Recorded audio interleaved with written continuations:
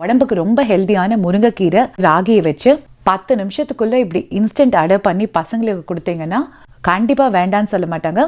1 cup ragi மாவு, 2 table spoon அரிசி மாவு, தாராளமா 1/2 டீஸ்பூன் உப்பு நல்லா மிக்ஸ் பண்ணிட்டு 1 டீஸ்பூன் துருவின இஞ்சி, 1 கப் முருங்கைக்கீரை, 1/2 கப் சின்ன வெங்காயம், 2 பச்சை மிளகாய், 1 டீஸ்பூன் சீரகம், 1/2 டீஸ்பூன் எள்ளு, 1/4 கப் தேங்காய் நல்லா மிக்ஸ் பண்ணி விட்டுக்கோங்க.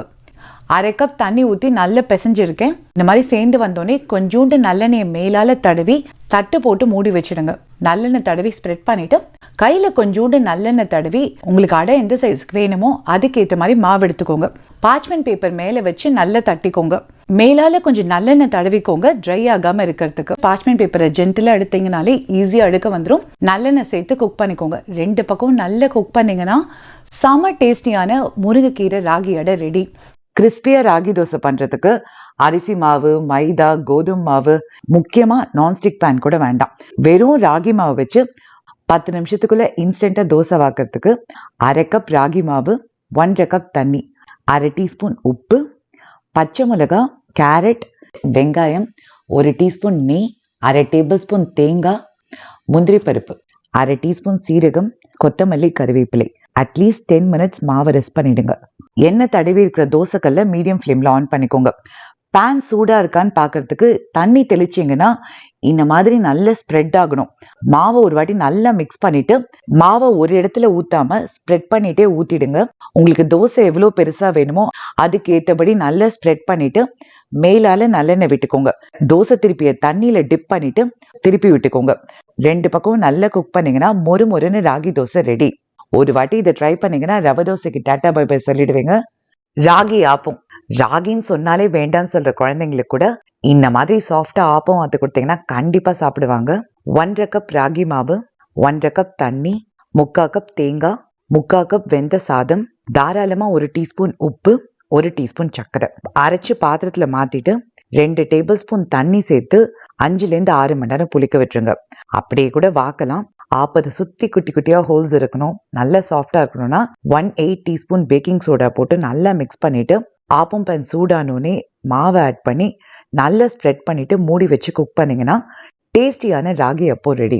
உங்களோட ஃபேவரட் சைட் டிஷ்ஷோட வச்சு சாப்பிட்டு பாருங்க, சூப்பரா இருக்கும். கால்சியம், அயன், ஃபைபர், புரோட்டீன், ராகியோட ஹெல்த் பெனிஃபிட்ஸை சொல்லிட்டே போகலாம். பிரேக்ஃபாஸ்ட்டுக்கு இட்லி, தோசை, ஊத்தப்பம்னு ராகி வச்சு பண்றதுக்கு 1/2 cup ragi, 1 cup idli rice, 1 teaspoon வெந்தயம், 1/2 கப் உளுந்து, 1/2 கப் அவல் 4 to 5 டைம்ஸ் நல்லா வாஷ் பண்ணிட்டு தண்ணி ஊற்றி 8 ஹவர்ஸ் ஊற விட்டுட்டு மிக்சிலையோ கிரைண்டர்லையோ ஐஸ் சேர்த்து அரைச்சிங்கன்னா இட்லி நல்லா சாஃப்டா வரும். உப்பு சேர்த்து மிக்ஸ் பண்ணிட்டு ஓவர் நைட்க்கு புளிக்க விட்டுருங்க. முதல் நாள் நல்லெண்ணெய் தடவி இட்லி வாத்தா இட்லி நல்லா சாஃப்டா வரும். அடுத்த நாள் நல்லெண்ணெய் சேர்த்து முறுமுறுன்னு தோசை, வெங்காய தோசை, குட்டியா வெங்காயம் சேர்த்து சாஃப்டா ஊத்தப்பம் வாத்தாலும் சூப்பரா இருக்கும். ட்ரை பண்ணி பாருங்க. ராகி களி லஞ்சுக்கு எப்போதுமே ரைஸா அப்படின்னு யோசிச்சிங்கன்னா ஃபைபர் கண்டென்ட் ஜாஸ்தியா இருக்கிற இந்த ராகியை வச்சு 10 நிமிஷத்துக்குள்ள இப்படி ஒரு களி பண்ணிட்டு முதல் நாள் பண்ண புளிக்குழம்போட தொட்டு சாப்பிட்டு பாருங்க. டேஸ்ட் வேற லெவல்ல இருக்கும். 1/2 கப் ராகி மாவு, 1/2 கப் தண்ணி கட்டி தட்டி இல்லாம நல்லா மிக்ஸ் பண்ணி எடுத்து வச்சுக்கோங்க. 1 கப் தண்ணி, 1/2 டீஸ்பூன் உப்பு, 1/2 டீஸ்பூன் நல்லெண்ணெய். தண்ணி நல்லா கொதி வந்தோடனே கரைச்சி வச்சிருக்க ராகி மாவை ஒரு வாட்டி நல்லா மிக்ஸ் பண்ணிட்டு லோ டு மீடியம் ஃப்ளேம்ல கைவிடாம நல்லா மிக்ஸ் பண்ணி விட்டு குக் பண்ணிக்கோங்க. நீங்க குக் பண்ணிட்டே வந்தீங்கன்னா பேன்லேருந்து ஒட்டாம சேர்ந்து வரும். அடுப்பை லோ ஃப்ளேம்ல வச்சுட்டு மூடி போட்டு 1.5 நிமிஷத்துக்கு குக் பண்ணிக்கோங்க.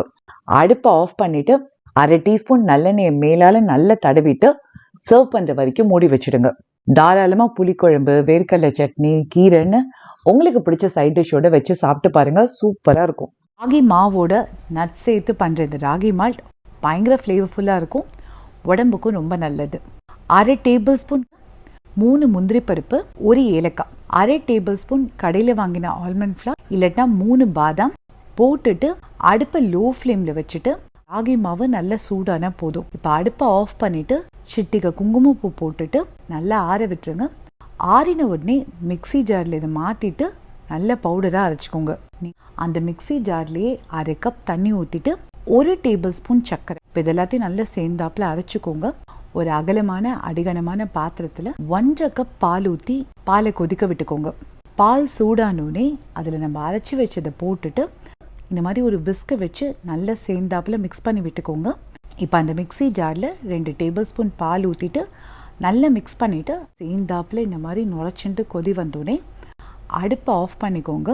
ஆடை கட்டும், அதனால நான் வடிகட்டிட்டு அதுக்கப்புறம் சர்வ் பண்ணியிருக்கேன்.